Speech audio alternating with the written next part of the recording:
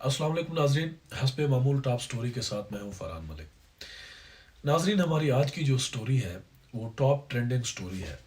हमारे साबिक वजीर ख़जाना जनाब इसहाक डार साहब का बीबीसी को दिया गया इंटरव्यू आजकल हर ख़ास व आम की तवज्जो का मरकज़ बना हुआ है। हमारा इलेक्ट्रॉनिक मीडिया हो, हमारा प्रिंट मीडिया हो या फिर चाहे सोशल मीडिया हो, हर तरफ ये स्टोरी आपको सर फहरिस्त मिलेगी। मौजूदा सियासी सूरत हाल में पाकिस्तान में मज़ाहमत करने वाली जमातों में नून लीग पेश पेश नज़र आती है। पाकिस्तान में कोरोना की संगीन तरीन सूरत हाल के बावजूद भी अपोजिशन की जो जमातें हैं वो अवाम को सड़कों पर लाना चाहती हैं और इनमें नून लीग लीड रोल अदा कर रही है।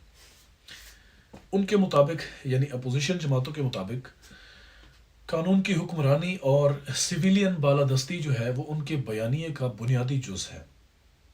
और उनका ये बयानिया आजकल बहुत ज़्यादा शिद्दत इख्तियार करता जा रहा है। जो बात खलाई मखलूक से शुरू हुई थी वो बात अब एक मखसूस इदारे और उसमें काम करने वाले मखसूस अफराद के नामों तक जा पहुंची है। यानी अपोजिशन जमातें अब अपने जलसों में, जुलूसों में, रैलियों में बाकायदा नाम लेकर कुछ इदारों के सरबराहान की किरदार कुशी कर रहे हैं। उनका ये नैरेटिव, उनका ये बयानिया, ये पॉलिसी किस हद तक कामयाब होती है ये तो आने वाला वक्त बताएगा। बहरहाल हम अपनी गुफ्तगू को समेटते हुए अपने मुद्दे की तरफ आते हैं। जनाब इसहाक डार साहब ने बीबीसी को इंटरव्यू दिया। प्रोग्राम हार्ड टॉक के जो मेज़बान है स्टीफन सैकर साहब, वो अपने बरजस्ता जुमलों और तंदो तेज सवालात की वजह से काफ़ी मशहूर हैं। वो ऐसे सवालात से अपने मेहमानों को अक्सर उलझन में, परेशानी में डाल देते हैं। वो शायद यही उनकी वजह शोहरत है और डार साहब के साथ भी उन्होंने कुछ ऐसा ही किया। जनाब इसहाक डार साहब को इंटरव्यू के शुरू में ही कुछ ऐसे सवालात का सामना करना पड़ा कि जिनकी वजह से उनका मोराल इंतहाई हद तक डाउन हो गया। फिर सुनते कानों और देखती आंखों ने देखा कि डार साहब इंतहाई परेशानी, इंतहाई कर्ब, बेचैनी की हालत में इधर से उधर नजरें दौड़ाते रहे। डार साहब ने काफ़ी सवालों के जवाब में गलत बयानी से भी काम लिया, जिस पर एंकर ने बर वक्त और बड़े एहसन अंदाज से उनकी तसही फरमाई। डार साहब बार बार अपने खुश्क होते होंठों पर बार बार अपनी तर जुबान फेर रहे थे ताकि उनके हल्क की जो खुश्की है वो किसी पर अया न हो। ये तमाम तर सूरत हाल हमने अपनी आंखों से देखी। जब डार साहब से उनकी प्रॉपर्टीज़ के हवाले से सवाल किया गया तो कहते हैं कि दुनिया भर में मेरी सिर्फ एक जायदाद है, सिर्फ एक जायदाद है जो कि मेरी ज़ाती रिहाइश गाह है और वो इस वक्त हुकूमती तहवील में है। एंकर ने दुबई की जायदादों का हवाला दिया तो कहते हैं कि वो तो मेरे बेटों की जायदादें हैं, उनका अपना सेटअप है, वो आज़ाद है, वो मेरे ज़ेर कफ़ालत नहीं है, 17 साल से दुबई में मुकीम है, शादीशुदा है, गोया वो मेरी फैमिली में शुमार नहीं होते। फिर एंकर ने पूछा कि अगर आप शफाफ हैं और शफाफियत पे यकीन रखते हैं तो आप पाकिस्तान जाकर अदालती कार्रवाइयों का हिस्सा क्यों नहीं बनते और वहाँ से क्लियर चिट हासिल क्यों नहीं करते। तो कहते हैं कि आप नहीं देखते पाकिस्तान में क्या हो रहा है। पाकिस्तान में इंसानी हुकूक पे डाका डाला जा रहा है, नैब बंदे मार रही है। मैं आपको ऐसे एविडेंस प्रोवाइड कर सकता हूँ जिसमें आपको मालूम होगा कि नैब की हिरासत में दर्जनों लोगों को जान से मार दिया गया वगैरह वगैरह।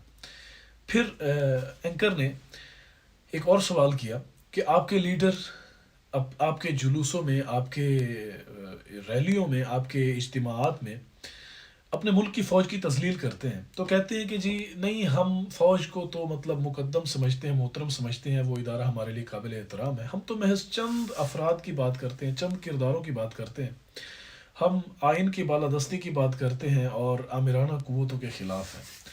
तो इस पे एंकर साहब ने बड़ा ज़बरदस्त लुकमा दिया और कहा कि आपके अपने बानी लीडर जो हैं वो एक जर्नेल के एक अरसे तक बूट पॉलिश करते रहे।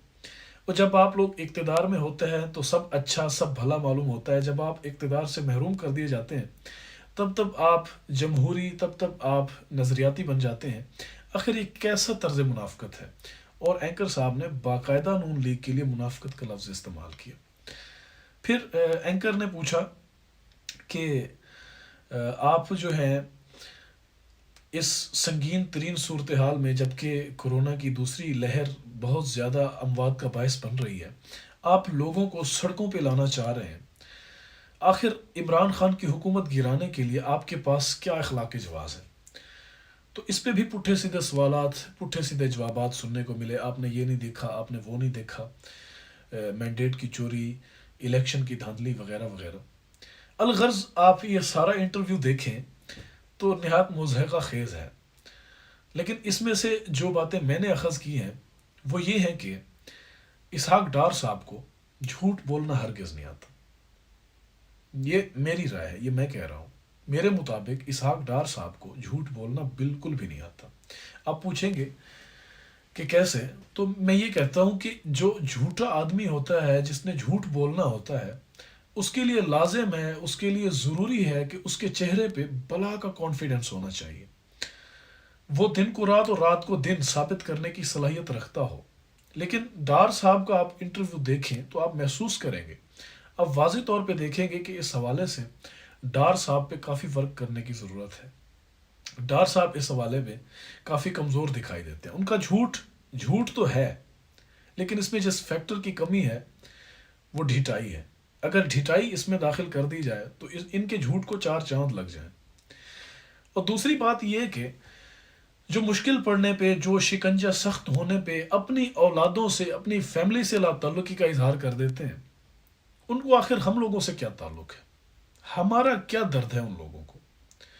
ہماری بھوک پیاس سے، ہماری محرومیوں سے ان کا کیا لینا دینا ہے؟ جو اپنے سگے رشتہ داروں کے جنازوں پہ محض اپنی گرفتاریوں کے ڈر سے نہیں آتے، وہ ہمارے لیے کیوں لڑیں گے آخر؟ ہمارے لیے کیوں جیلیں برداشت کر رہے ہیں؟ یہ کسی کے حقوق کی جنگ نہیں ہے، یہ محض ان کے حصول اقتدار کی جنگ ہے، یا ان کے کھوئے ہوئے وقار کی جنگ ہے، جس کے لیے وہ ہم بیچاری عوام کو استعمال کر رہے ہیں۔ ہم ہاتھ جوڑتے ہیں، بحیثیت عوام ہم ہاتھ جوڑتے ہیں کہ وہ لوگ ہماری فکریں کرنا چھوڑ دیں، ہمیں ہمارے حال پہ چھوڑ دیں، اور اگر فکر کرنی بھی ہے تو صرف اپنی فکر کریں جو کہ ان کے لیے فائدہ مند بھی ہے۔ آج کے لیے اتنا ہی، اگلی ویڈیو تک کے لیے ہمیں اجازت دیجیے، تب تک اپنا اور ہمارے چینل کا خیال رکھیے گا۔ اللہ حافظ۔